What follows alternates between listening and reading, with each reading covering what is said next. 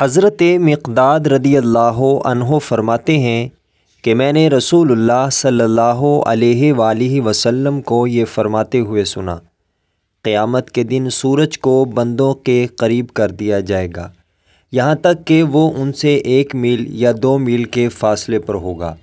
راوی سلیم بن عامر کہتے ہیں، مجھے نہیں معلوم کہ رسول اللہ صلی اللہ علیہ وآلہ وسلم نے کون سا میل مراد لیا ہے، زمین کی مسافت یا آنکھ میں سرما لگانے کی صلاحی۔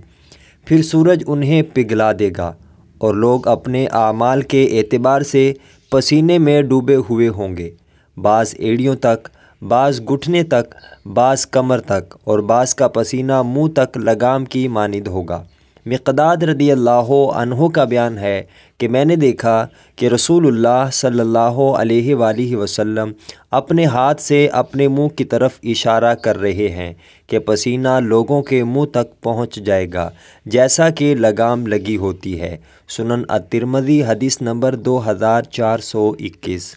حضرت محمد بن زیاد رضی اللہ عنہ فرماتے ہیں کہ میں نے حضرت ابو امامہ سے اور انہوں نے رسول اللہ صلی اللہ علیہ وآلہ وسلم کو یہ فرماتے ہوئے سنا کہ میرے رب نے مجھ سے وعدہ فرمایا ہے کہ وہ میری امت میں سے 70,000 لوگوں کو جنت میں داخل کرے گا، نہ ان کا حساب ہوگا اور نہ ان پر کوئی عذاب۔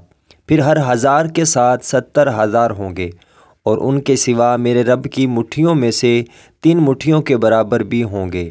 سنن الترمذی حدیث نمبر 2437۔